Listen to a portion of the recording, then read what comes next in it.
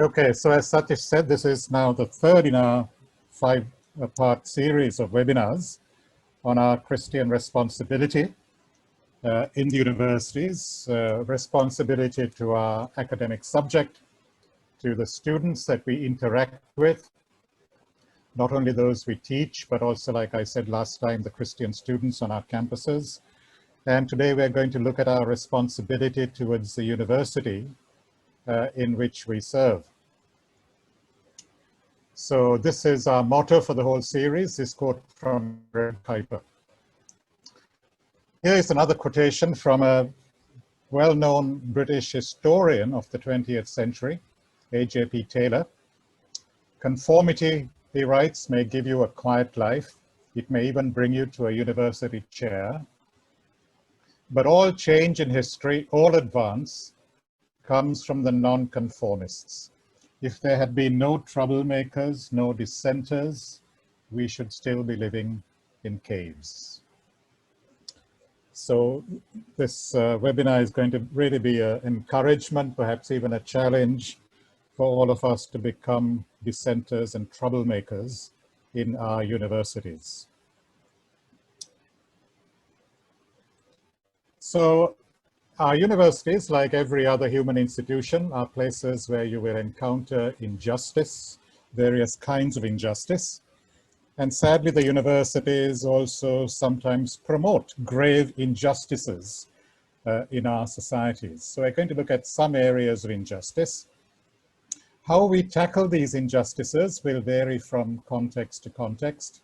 Sometimes we may be a lone voice, the only Christian in that campus.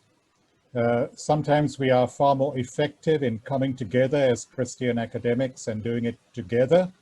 And sometimes we can multiply our effectiveness by actually joining, making strategic alliances with non-Christians who also share our concerns for justice. So how we actually effect some of these challenges will vary from situation to situation. So what do we mean by the politicization of the university? Well, one aspect of politicization is where certain positions, intellectual positions, are simply ruled out of court because they contradict or challenge the dominant sort of ethos or dominant ideology. And this happens sometimes even in the best universities in the West. A few years ago, there was a famous Christian moral philosopher, Nigel Bigger, who actually gave a talk in which he mentioned there were some good aspects to British colonialism, that British colonialism was not all evil. And he, in fact, quoted a Nigerian author to that effect, who spoke about some of the benefits that had come through British colonialism. And dozens of his fellow academics in Oxford University wrote a letter demanding his resignation because this was not politically correct thing to say. To somehow give not exactly even a defense of colonialism, but just even to point to some beneficial aspects of colonialism. And we know how certain Israeli speakers, professors have been banned from some universities because of public protests by faculty and students. And similarly, I know someone, a law professor in Singapore, who was not allowed to speak in an American university because she spoke opposing gay marriage. So all this are actually examples where the ethos of a university, its commitment to academic freedom, is violated. And Christians should join with others in defending academic freedom, that people have the right to hold to any position, provided, of course, that it's not a position that's inciting violence against other people. And if they confess that profession, openly preach that profession, they must be prepared to defend it, to meet challenges, to debate it, not just come and speak and run away. So provided they meet those conditions, they should be given a space to present, to speak. Sometimes politicization takes the form of political interference in our universities, and most of us in South Asia, we suffer from this. In Sri Lanka since the 1970s, all vice-chancellor positions have been decided by the president of the country. I don't know how it is in India, whether the Indian Prime Minister appoints the vice-chancellors to all the state universities, but this should not be. In Christian political thinking, the state is only one authority amongst other authorities. The family has its own authority structure. The world of education, schools, universities are separate institutions with their own authority structures. The business world, all these are autonomous spheres that must be protected from the encroachments of the state. So yes, the state is the authority of last resort, and the state establishes laws, seeks to regulate these institutions where they work against the common good. But we should resist the state's encroachment into these other areas of human activity. And so the freedom, the independence of universities needs to be defended. So we should not be living in a society, or we don't want to live in a society where the president or the prime minister decides who is going to head up all universities, let alone all other institutions. To me, that is a movement towards totalitarianism, and we should openly counter it. In a previous seminar, one of you raised the question how in India, in many universities now, yoga is being promoted and even made compulsory for students and faculty. Now that's another example of where the current wave of religious nationalism, whether it's Hindu nationalism in India or Buddhist nationalism in Sri Lanka, is somehow getting a foothold in the universities and trying to not just influence, but even bring all students and faculty under its sort of control, its domain. So yoga may be initially introduced as just a healthy physical practice. Sometimes it's introduced as, you know, this is what defines our Indianness, and that should be again questioned. The state cannot decide for us what constitutes Indianness or Sri Lankanness. That's an issue that needs to be publicly debated by all the communities that make up the polity. So whether it's secular nationalist ideology or religious nationalist ideology that's seeking to control the universities and resist or somehow suppress all expressions of political diversity, we should resist and speak and write against it. So this is the politicization of the university, and with it, of course, there is the daily petty politics that goes on within the university, and I'm not going to speak about that. I think you're all familiar with that, the way that people compete for positions within the university, like the heads of department, and the backbiting, the one-upmanship, all the ugly politics that make up university life. Well, we see it also in our churches, so we should not be surprised. A second injustice is where universities are set up with very poor facilities. They don't deserve the title of a university. They don't have good laboratory facilities, hardly any housing facilities for students. They're understaffed, or the faculty are poorly equipped, academically speaking, to teach students. So that is really a form of cheating. It's where a private company that sets up a private university, or the state in setting up an under-resourced state university, is actually cheating students of a good university education. One blind spot, I guess, in our countries is the way that international students are often treated. They are invited, they're contributing financially, but they are not provided with accommodation or even helped to find accommodation in the city. And there are no counseling services provided for international students to help them bridge the cultural differences, sometimes even having to learn a language to just get by in the city. So these are ways that universities shortchange students, and we should publicly expose that. Along with this, you have a discrimination against minorities. They may be ethnic minorities or religious minorities, whether it comes to promotions within the university or even treating students from particular ethnic or religious minorities in a discriminatory way. There are many examples I'm sure you can think of. And where we see these happening, Christian faculty ought to be outspoken, expose them, bring them to the authorities. If the authorities don't listen, perhaps share them with a journalist so that this becomes part of a wider conversation in our society. Fourthly, we have sexual harassment in many of our universities. In some universities, you even have the case of faculty demanding sexual favors from students in order to give them better grades, promising them better grades. Sexual harassment of students, of other faculty, or perhaps clerical staff is quite common. If we know that these are happening, they need to be publicly and openly challenged.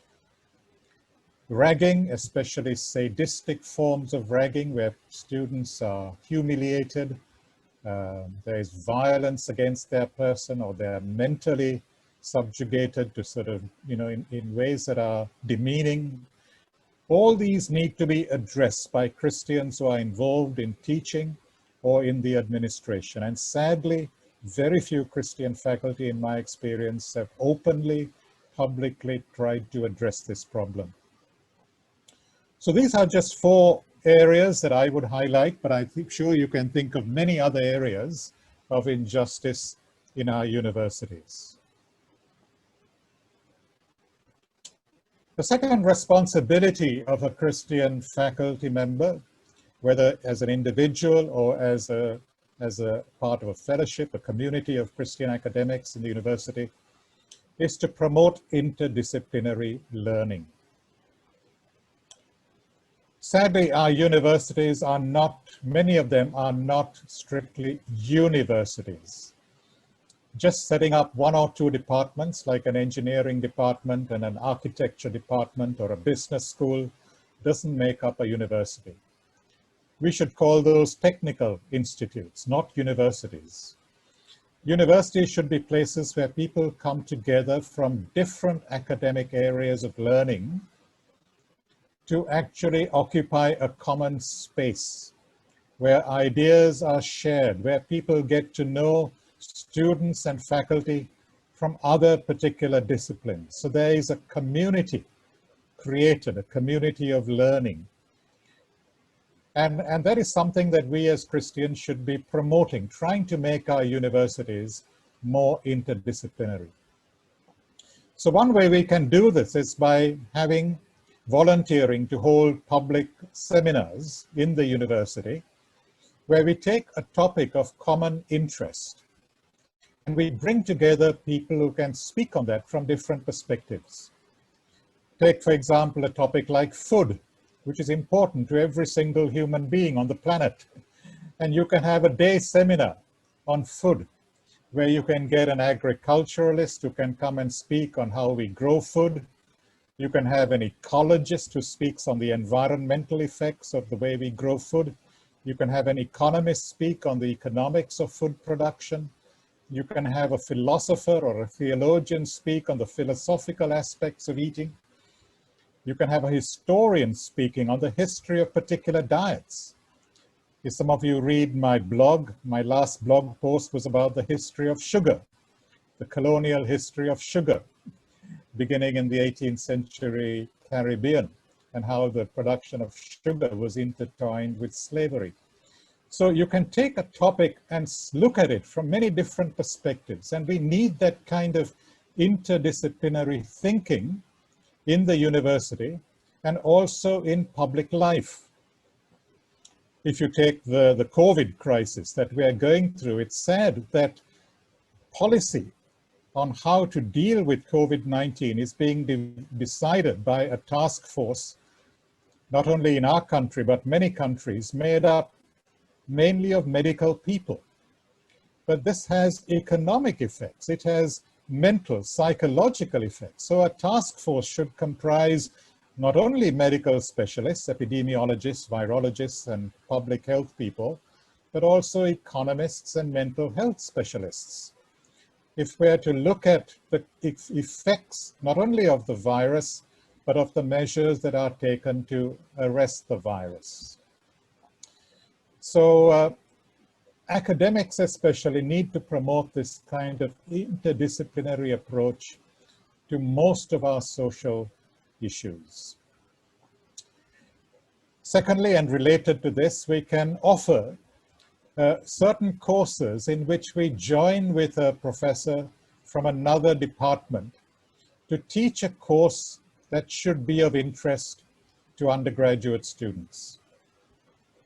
I've heard of a course in one Western country where a natural scientist and a sociologist got together to teach a course on 19th century science.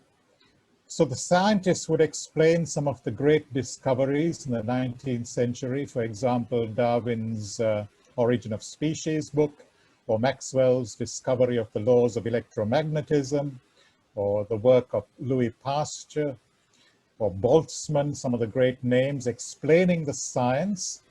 And then the social historian would talk about the way that those discoveries were received by different cultural and social groups.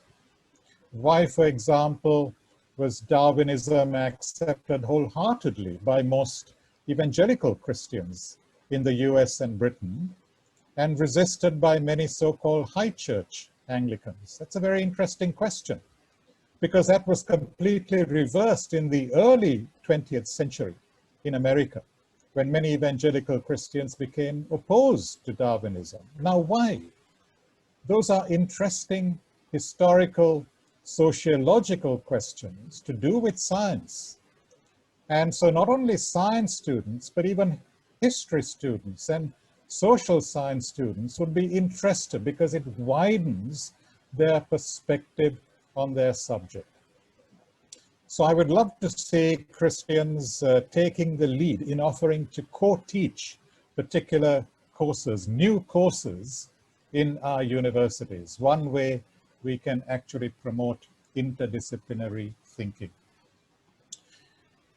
Thirdly, we need to, as Christians, constantly be raising this question in whatever platform that we have access to. What is a university for? What is the purpose of a university education? A few years ago, when I was at the University of Chicago, much to my surprise, I learned that every September, when the academic year begins in the US, in the first week itself, there is a lecture given by a faculty member of the university to all the entering undergraduates, the freshmen so-called, on this topic: what is the purpose of a university education, and how they should see those 4 years at university, and how they can benefit from that university. Now, when I was researching into that tradition, I discovered that it was not a faculty member who had initiated it, but going back to the 1960s, it was an undergraduate student who approached the university administrators and suggested that they should have such a lecture for all undergraduate students beginning their university course. So who speaks every year is rotated from one department to another. So every department gets a chance to speak. And I sometimes wonder if there was a Christian university professor somewhere in that university or in any of our universities, and he or she were asked to speak on the topic, what is a university for, what would they say? It's a very good question. Do they see universities as places where we build communities of students and faculty who will wrestle together with the big questions of life, the big questions of truth and goodness and justice and beauty? Or do they see a university as simply a place for training people to get a job, to sell their education in the marketplace? Well, this is a question we need to be asking.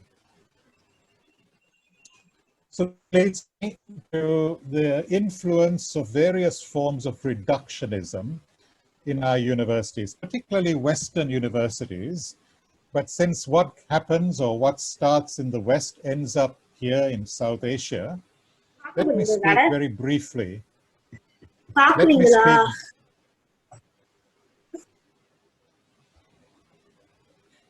Let me speak very briefly of two very influential forms of reductionism.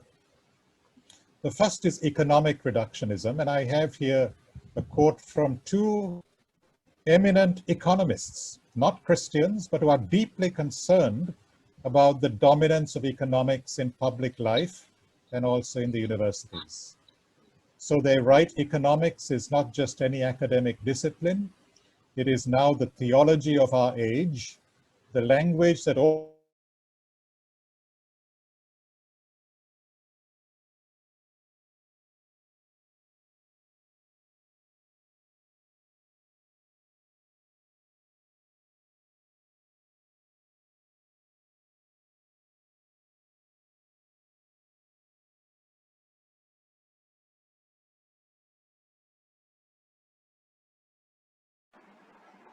and talk. Now, certainly not all economists believe this, but this is a growing view of economics. The emphasis on metrics. Vinod, yes? We lost last few minutes. I mean, to maybe 30 seconds of your speaking because of some problem. Yeah. Okay. So the quote from Robert Skidelsky and Edward Skidelsky, two eminent economists, who are concerned about this hegemony of economics in politics as well as in the university. So they write, economics is not just any academic discipline, that's the way it's become. It's now become the theology of our age, the language that all interests, high and low, must speak if they are to win a respectful hearing in the courts of power. Economics owes its special position in part to the failure of other disciplines to impress their stamp on political debate. One economist, a Nobel laureate, Robert Lucas, writes that economic theory is mathematical analysis, everything else is just pictures and talk. Now, certainly not all economists believe this, but this is a very dominant view.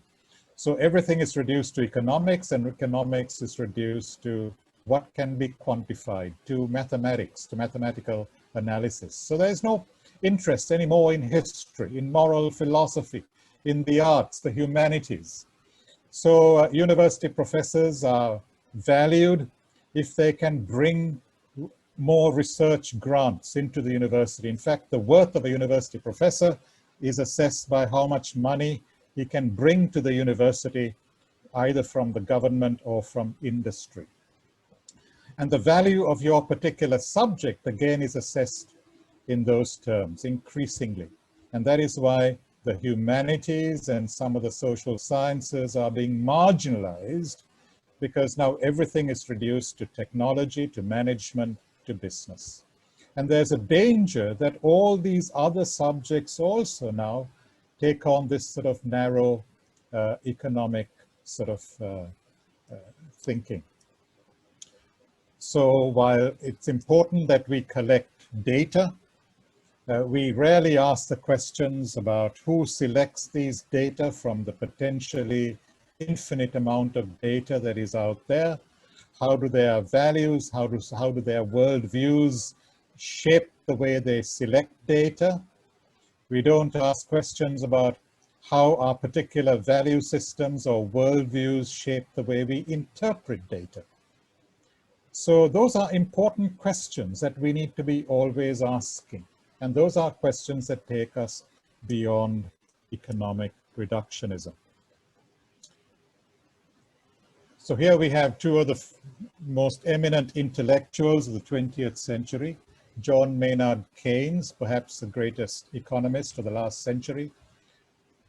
A quote from him, he says, "Once we allow ourselves to be disobedient to the test of an accountant's profit, have begun to change our civilization. In other words, once we cease to think only in terms of costs and benefits, then we have begun to change our civilization. And when Einstein spent his last years at Princeton University, he put up a sign outside his room that said, "Not everything that counts can be counted, and not everything that can be counted counts." So these are things that Christians ought to be saying in the university. The second form of reductionism that is growing in influence in different academic disciplines is a biological reductionism, and here I have some representative quotes.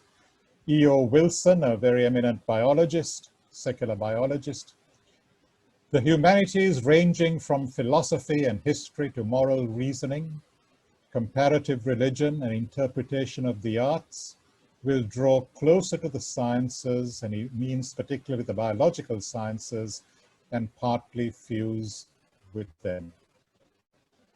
Sam Harris, a well-known militant atheist, writes, "The more we understand ourselves, the level of the brain, the more we will see that there are right and wrong answers to questions of human values."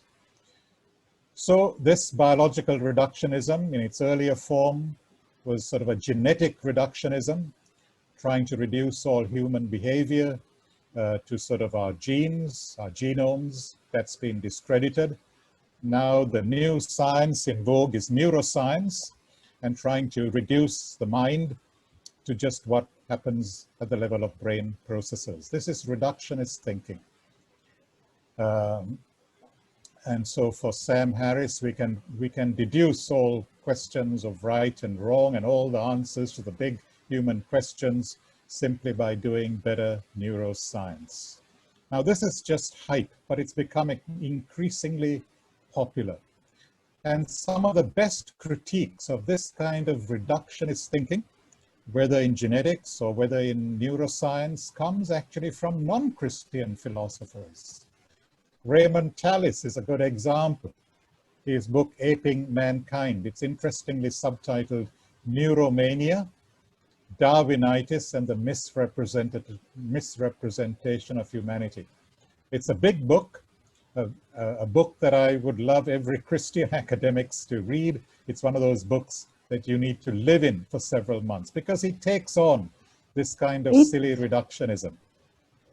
So he writes, "Understanding consciousness requires also that we should understand how there is biology, how we come to think of ourselves as organisms, and what it is that makes science possible, and what is the nature of So this takes us far beyond, indeed beneath biology, to a conceptual space where we can ask questions about the nature of knowledge and of man or woman, the knowing animal. To accept science as the last word on the mind is to overlook that which made science possible, the mind itself." And he goes on, "If consciousness was simply brain processes, it would not be able to distance itself from brain processes to discover or imagine that it has discovered that it is brain processes." So this has relevance to those working in areas like psychiatry. Many psychiatrists take a sort of a biochemical approach to sorting out mental illness, and they have nothing but scorn for psychologists and sociologists. Or you think of the field of machine or artificial intelligence and the way that the mind is increasingly spoken of in terms of neural networks and simply the hardware. Thomas Nagel, a very well-known, again, atheist philosopher, writes, "Evolution may explain why creatures with vision or reason will survive, but it does not explain how vision or reasoning are possible. The possibility of minds forming progressively more objective conceptions of reality is not something the theory of natural selection can attempt to explain, since it doesn't explain possibilities at all, but only selection among them." So he's criticizing the tendency to use natural selection beyond the development of our bodily organs to explain everything from our religious thinking to our moral reasoning. In other words, to somehow bring evolutionary thinking even into the humanities and the social sciences. What is called evolutionism, which is a dominant ideology in many universities today. Jerome Kagan, former president of Harvard University, in his book, The Three Cultures, he writes about brains, the brains of 1,000 persons like 1,000 urns constructed of clay from the same pit, have the same material composition, but their similar appearance does not reveal whether they contain oil, grain, wine, or ashes. This is fiction. John Updike, again, non-Christian novelist, a character in one of his books says, materialism is a faith just like theism, only it asks a bit more in the way of miracles. Instead of asking we believe in God, it asks we don't believe in ourselves. It asks that we don't believe in our own awareness, our own emotions, and our moral sensations. So this is where many non-Christian thinkers are doing the hard work of challenging these reductionist philosophies and ideologies, where often Christians are silent. And that is something that we need to change. And so I come back to A.J.B. Taylor's quotation, conformity, that is simply going along with the crowd, may give you a quiet life. It may even bring you to a university chair or make you head of department or even vice chancellor of a university. But all change in history, all advance comes from the nonconformists. If there had been no troublemakers, no dissenters, we would still be living in caves. And if you remember Apple's widely popular advertising campaign from more than 20 years ago, here's to the crazy ones, the misfits, the rebels, the troublemakers, the round pegs in the square holes, the ones who see things differently. The people who are crazy enough to think that they can change the world are the ones who do. Now, to speak frankly, I am skeptical from my travels and my experience with university academics around the world, whether change in our universities is going to come from Christian faculty, Christian professors. Why? Because junior professors are fearful. They're scared of not getting tenure, of not being promoted if they stick their necks over the wall and speak out about injustice or expose some of the lies or the false ideologies that are taking over our universities. When I look at senior professors, either they are too busy with research, with teaching, with administrative responsibilities, or they have somewhere along the way just lost that vision because they have been so caught up with their work, and they have thought, perhaps when I get to that senior position, then I can start changing things. But by the time they get to those senior positions, they themselves have changed. They no longer have that vision of changing things. And then another reason they remain quiet is simply the inertia, or the feeling that, you know, I too have been part of the system, and now if I speak out, nobody is going to listen to me. I won't carry credibility. And so with inertia, some of them also live, or they're paralyzed with guilt. So I expect that change will come, or is more likely to come, from undergraduate students, or pressures from the wider society. But I hope that during this webinar, and even later, that you will challenge my skepticism, that you will give me examples, perhaps, of professors who are making a difference or trying to make a difference, who have not lost that Christian vision of change. So now it's over to you, and I hope to learn from you. Thank you. Thank you so much, Vinod. It's been inspiring, but the way you closed is quite a challenge that you leave with all of us. To just recap, we looked at our responsibility towards the university, where there are challenges of injustice, where there are challenges of poor facilities that he brought in to our notice. And I think we would know it all about the facilities. And then he also brought the challenges about the discrimination against the minorities, as well as the sexual harassments that are there in the universities. Going forward, we looked at whether universities are actually promoting interdisciplinary learnings, and finally the challenge of reductionism. I mean, that was very, very thought-provoking for me, at that sometimes we might even look away from all these challenges that are really there. We would sometimes even fall prey to these challenges or start to conform to these challenges. So the challenge finally that comes from Vinod to each of us, either young or senior professors, are we fearful that we wouldn't take a chance, or are we settled in so much that we wouldn't want to disturb the hornet's nest? Today we have three academics from 3 countries who would be responding to Vinod's talk. I shall start with Vasanthi Devanesam, who is the emeritus professor from the University of Peradeniya, Sri Lanka. Vin, if you can focus your spotlight on Vasanthi. Vasanthi is a medical microbiologist, and one who focuses more of her work on the infectious diseases, and somebody who has a lot to say to our current times. She had been teaching for many years at the undergraduate level, after which she moved on to teach the postgraduates and then guided the research scholars. She continues her profession, passion for infectious diseases through starting actually or initiating the Sri Lankan Society for Microbiology, and is a senior editor for their journal. Vasanthi, it's a joy to have you with us.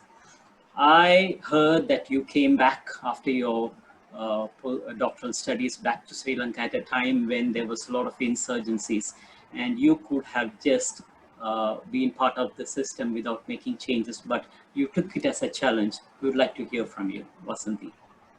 Thank you. Can you hear me? Yes, we can. No, Yes. can you share screening that so that we will be able to have How a do I bigger... do that? Share screen. Okay, right. Yes, yes. You cannot start screen share while other participant is sharing. What does that mean? Just a minute, just a We minute. not will have to, I think, stop that screening or something. Vinod has to stop sharing. Yeah, I can.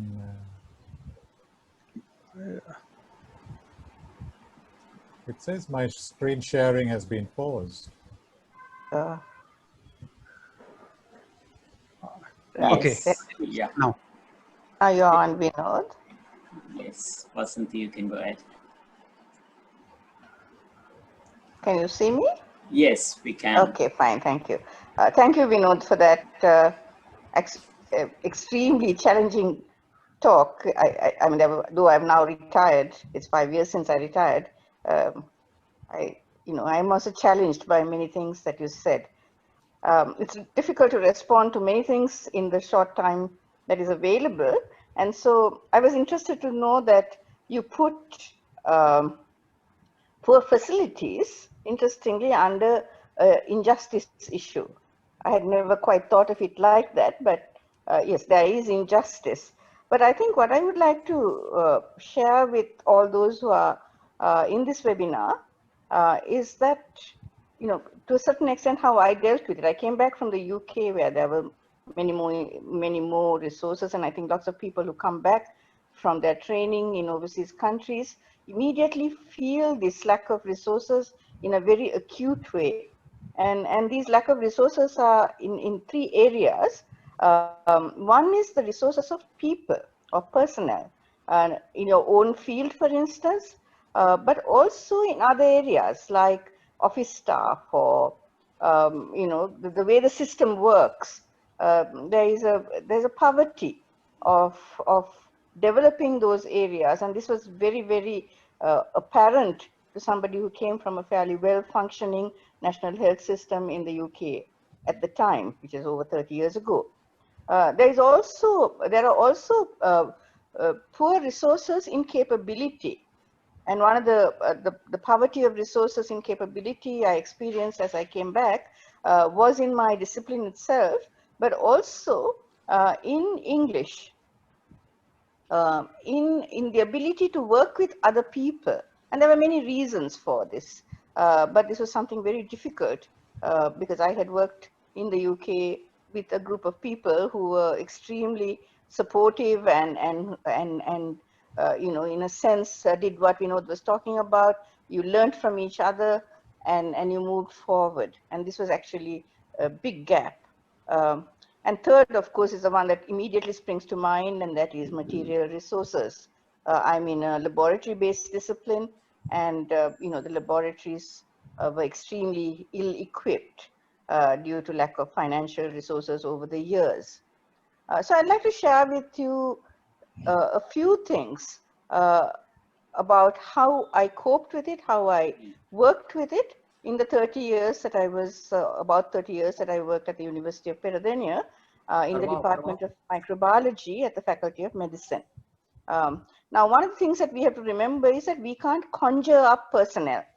You know, they don't sort of appear out of thin air because they are simply not there. I mean, I came back in a time in Sri Lanka, as was just said by Satish, that, you know, there was an insurgency, there was a civil war almost with the LTTE, and so people were leaving Sri Lanka, not coming back into Sri Lanka. And so there was a real poverty of personnel. My department, I worked single-handed from initially as senior lecturer and then as professor for many years, for almost 20 years, before my first full-time committed senior lecturer came back after her PhD in Australia. And so this is a long period to work alone. So you have to actually have patience. You have to be intentional about trying to attract people to where you're working, to your department. You know, talk to people, be open to them joining. There is a very cultural resistance to new people coming in from who have not graduated from our own university, and so you have to work against that. And so you have to be very intentional, and even with your best intentions, because of the situation in the country, people may not stay, or the situation in your particular place of work, they may not stay. So I did two things, which over the years really. One was that I started up, microbiology is taught in many different faculties. As Vinod was saying, we need to reach out from within our little area. And I sort of looked at the faculties in the Peradeniya University, and except for one faculty, the Faculty of Arts, all the other faculties taught microbiology in one shape or form. And so I invited all of them to my department, and then we made a kind of plan to visit each other's departments, to get to know each other, and also to try and you know, help each other in terms of resources. And I must say that worked wonderfully well. And so we were able to assist each other even when the people were short-staffed. We did lectures from one faculty to another faculty, and so on and so forth. And we collected a group of people, and from that, we started this Sri Lankan Society for Microbiology. That is, anybody with an interest in microbes, because microbes are spread across many disciplines, could get together. And now we have about 370 members. We have an annual conference. And so people from the agriculture world, what Vinod was talking about, food, we have done at a lower level. And so we share with one another. And so lots of collaborations, inter-university collaborations, inter-faculty collaborations have happened. And with that, we have sometimes drawn in social scientists. This is not me personally, but the whole discipline. And that has been something that has been very positive. But it has taken a long time. And through this society, we also started a Sri Lankan Journal for Infectious Diseases, and we hope in the future to start a Sri Lankan journal for something to do with environmental microbiology or thereabouts. There is just the beginning of the thinking there. So that's been very, very useful. But it starts small, it starts local, and it starts with a passion for what you want to do so that you keep going even when there are blocks and hindrances and perhaps a lack of interest. Now, capability, I just want to give you a couple of sentences about capability, and that is that when I came back, there was only one clinical microbiologist in the country at the National Hospital in Colombo, and there was no postgraduate program to develop this. And so in 1990, I was, because I was head of my department, I went into the board of study at the Postgraduate Institute of Medicine. And it took the first 5 years of hard work, of fighting, of getting angry, all kinds of things. Finally, we got a program ready and we got started. And I'm very grateful that when COVID happened, we had not only microbiologists in practically all the major hospitals, but we also had virologists in at least 3 provincial hospitals. And so, in a sense, all this takes a long time and a lot of work. As Vinod says, for anything you have to do a lot of hard work, time-consuming hard work. Material resources actually is more difficult because obviously that's involved with money, and money coming into the state university system is very, very poor at the moment. Actually, both National Research Council and National Science Foundation, the 2 major funding agencies for research, local funding agencies, have no money at all. And so, research is always hovering on that area. But I think the way I took that forward was actually by collaborations, with collaborations from overseas scientists, some of whom I met on the internet. I wrote to people who I knew were experts in their field, and by and large, they were very helpful and supportive, and we were able to get some research done on the areas of my interest. And so I think, starting from the very beginning, we can invest in work that has a long-term outcome, and I think that is what we have to. We have to aim for. So I think taking Vinod's last quote, here's to the crazy ones. I think they can change the world, and they are the ones that do. I think my main, from my Christian viewpoint, I was convinced that I can change my world, and God has been good, and I have been able to contribute towards that change in my own discipline. Thank you. Thank you, Vasanthi. Thank you. Yeah, Vasanthi, yesterday I was listening to the national television here in India, and I was told that Sri Lanka is one of those countries that have contained the COVID better than many of the countries in South Asia. And right now we are able to see the reason why. We thank God for the impact that you have done. Now, when you came into the country back, you were very young. How did you overcome the challenges from within and without? Because that's one, maybe in a sentence or two, because you did speak of the many challenges. How did you keep consistent to the calling that you had? Well, I must confess that there were times when I wanted to go back. I was a resident of UK when I came. Okay. And I was tempted seriously to go back. And other people also wanted me to go back because things was not easy here in the terms of the country. But actually, I think partly because I suppose it's a kind of I don't know. I mean, I came back because I felt that God wanted me back in Sri Lanka. I didn't quite know why, and to this day, I'm still not very sure why. But so I stayed because of that. But I think you have to find people who encourage you, and thankfully there were people. My own world of my own discipline, in my own faculty, in my own university, and so I think we need to find people, and rather than be grumblers and complainers, which so often is the response to hardship, or to be people who are passive, who draw back and live their own little lives. I think we need to find a place where you are accepted and work there so that your circle of acceptance also goes, so that when things are difficult, they are the people who come and tell you, no, hang on in there, and so on, and support you. So I think interpersonal relationships are very important. Thank you so much, And Vasanthi, because there are a lot of young people today who are watching here to you, and that's going to be an encouragement. Let's move over to Pankaj Thapa, who is faculty at the Royal University of Bhutan. Pankaj, such a glad moment for us to have you here. You are teaching geography, and that's where you have done your research. How would you respond to today's talk, Pankaj? Thank you, Mr. Please. Am I audible? I'd just like to keep my video off, if it's okay.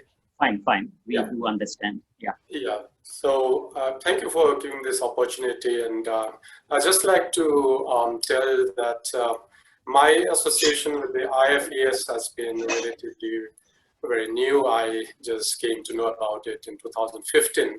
And I'm glad that I could meet so many professionals, and especially academicians, researchers, and like-minded people, because living here in this country, I thought it was a real isolation, especially when it comes to finding Christian faculty members. But through this IFES, I had this wonderful opportunity to get connected to many scientists and professionals from around the world. So I'm very, very thankful, and this wonderful opportunity again to be the part of this webinar and to listen to all the wonderful lectures from Vinod sir. So, I'd say that injustice, politicization, discrimination, even religious harassments are sometimes very common. But the problem is that I think, for that matter, not only these bigger issues, but as a believer, even things like honesty, sincerity, integrity, following our duties, sometimes we miss that out, mainly because I think, from my own experience, and I also think that this is very common, that we put aside the secular or our faith and our professional life. We think that that's something different. So we are, okay, professionalism aside and faith aside, we think that it should not be mixed up. And I was living in that type of thinking for a long time, but I slowly realized that God's calling. Everything that we do, it's for the glory of God, and everything that we do, whether it is research, or teaching, or any kind of work that we are doing, that is also sacred.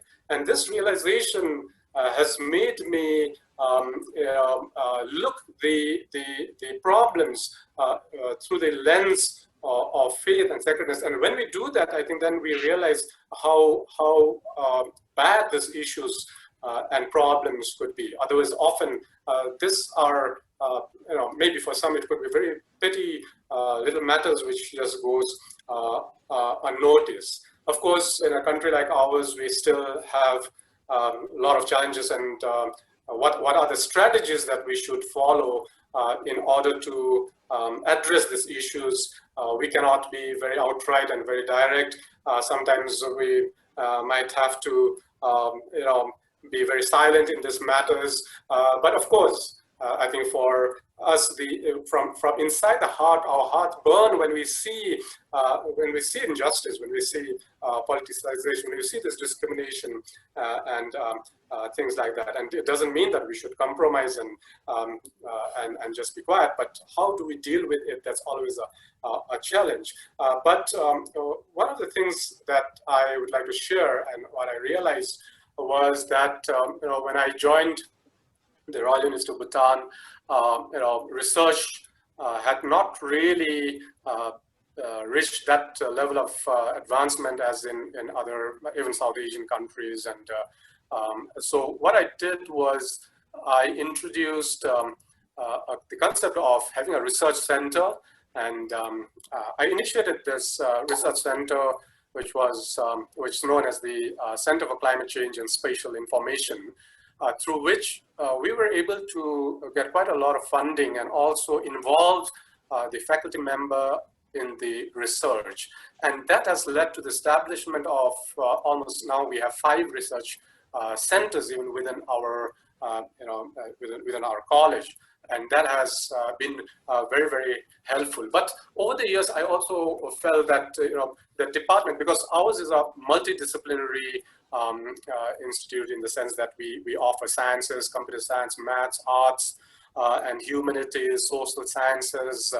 And so I sense that, we are becoming more and more compartmentalized and polarized, trying to protect our own self-interest, and not really getting to know each other, and not having much of an interaction between different departments and so on. And I just thought it was necessary to have a joint research opportunity where everyone could come and share their research findings and so on. So I introduced a small research grant, and that was with the help of fund that was available in the institute, which was known as the Faculty and Student Research Enhancement Project, which was known as FastRap. So in order to enhance this collaboration, not only within the department, but also amongst faculty members from other disciplines and the students. So the faculty was the mentor and the student as a research fellow, but we organized 3 workshops. So they were from the initial stage of a proposal, development of the research proposal, and presentation of the proposal. So that was the first stage where, from all the diverse disciplines, we had 12 research proposals from the Department of Social Sciences, from Arts and Humanities, from Physical Science, from Life Science, from Environmental Sciences. So the first thing it did was brought all the faculty members and students and to share their ideas. And so this was 3 stages. So after the proposal, since there was fund, we did not reject any of the proposal. We thought it would be good to give each one an opportunity to carry out their research. Even some of them are very novice; they're just beginning to do this research. So that was a platform that was provided to them.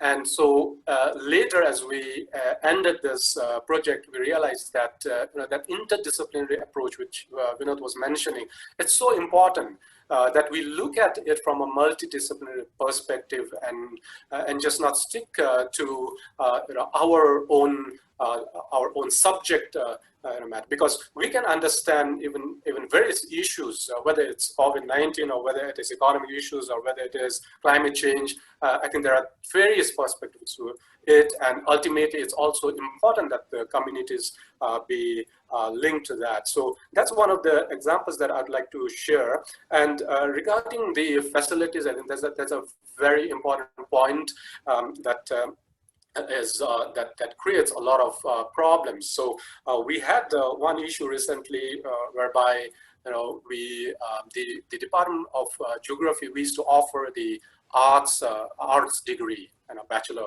in Arts. And so later on, as we thought that why not offer it as a science degree, although in some countries, in many countries in Europe and maybe the US, there's not such a strict compartmentalization, but we do have this whole concept of arts and science and humanities and things like that. But I thought that it would be nice to offer it as a science degree so that we can strengthen the research, also the use of techniques and tools and research methods in geography. And so we have started this BSc in geography since last year. But in the process of offering this BSc degree, there are still, we have not yet decided as to which department, because we also have departments, and so we are not very sure as to which department we fit best, although initially we thought we would be linked with the Department of Life Science, or even Environmental Science and Life Science together, but we are still under social science. But what happens is that with the social science, the fee structure for the students are less than that of the other sciences. And so here we were offering a BSc in degree, but and charging them the fees of science programs, which is quite high. But then we have not really put the infrastructure and facilities in place. And I think one of the students or some of the students raised this, that why are you charging such a high fees, whereas it's still under the social science. We are still under social science, and other social science departments, they don't charge so much. So as we're discussing this, I think someone commented that they don't have, the students should not raise these issues. But I responded that where is the justice? Where is the what logic are we applying when we are not enhancing the facilities, when we are not providing good lab facilities, and we have not improved anything?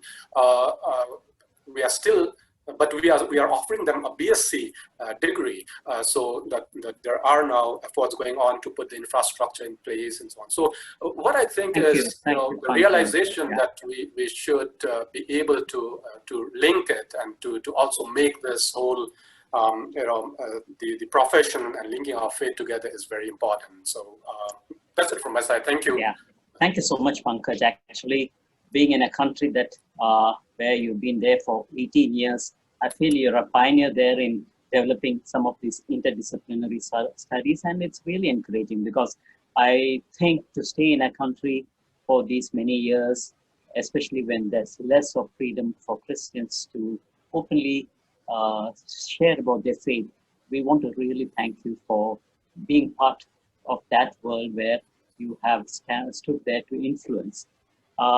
Before I go to Samir Yadav, I would want all our participants, if you have questions, to drop your questions into the chat box, and we will be taking those questions. So Samir, it's also a joy to have you here. Samir is from IIT Mumbai. He did his master's at IIT Kanpur and his PhD from Johns Hopkins University. We are very glad that you came back to India.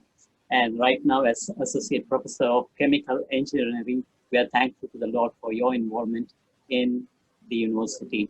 Samir, over to you. Thank you, Brother Satish. Am I audible? Yes, you now. Yes. Yeah, and thanks, Dr.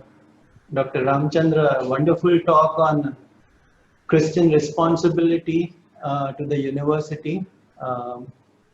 It was not only a talk that informs, but also challenges us to think, specifically reminding us to fight for justice, for the marginalized and for the abused.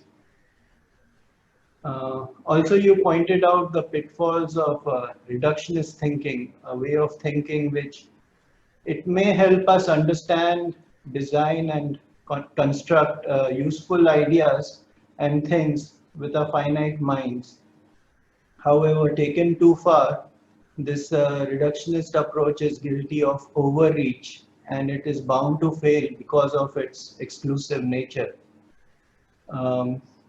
This naturally leads into the need for interdisciplinary thinking, so that we develop a holistic and a balanced view of our existence, both as individuals and as a university community.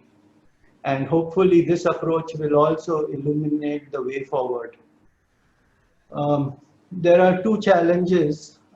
First, to personally acknowledge the Lordship of Christ also in our professional lives. I mention also because we are tempted to compartmentalize our lives into areas where we need Christ and those where we are afraid to trust Him. So our struggle is to die to self so that Christ shines forth. Second, our witness to the university community is to be through respectful dialogue and discussion, and not by acrimonious debate and argument. We are to remember that integrity, humility, and love are spiritual virtues. Many pay lip service to these, but few practice them. So even as we are required to teach and train students, not only to be skillful and industrious, we also need to teach them to be ethical and compassionate.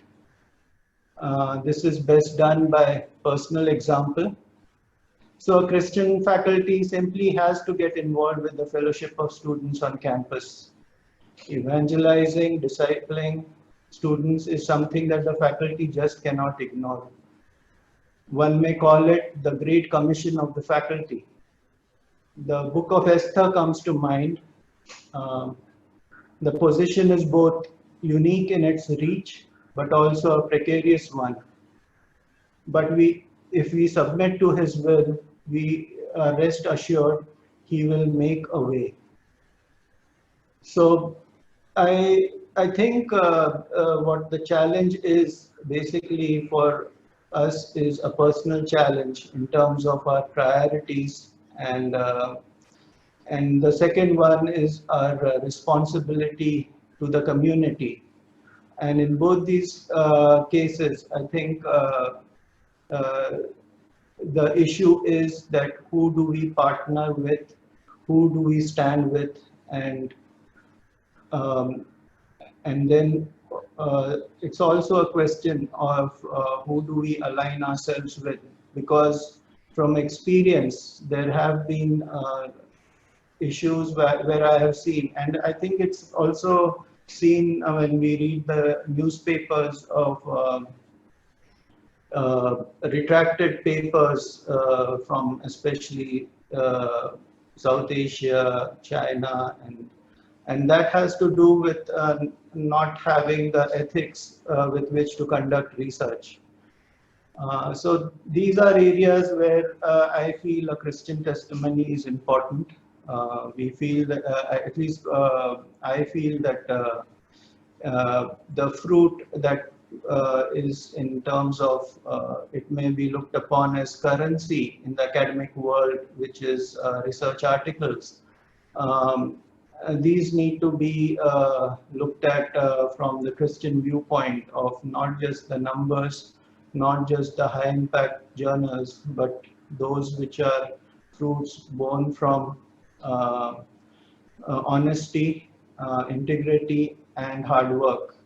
So these are areas, and one then begins to see in this labor of love the work of our Father, who is gracious and blesses it beyond our imagination. And in that, I would say that one can see that one will always walk with a minority, whether you are in a Christian world or in a more pluralistic society. So I think it is a challenge where we pick up the cross every day so that we go to work knowing that we work for the Lord. So thank you again for this opportunity, and it's been wonderful to be associated with this series. I hand over to Satish. Thank you, Samir. Thank you for sharing. Vinod, before we take questions, would you have something to share based on what you've been listening to all three in response to your talk? No, I'm just full of admiration for all three who have responded and for what they have been doing faithfully over the years. They are good models, I think, for our younger academics to follow.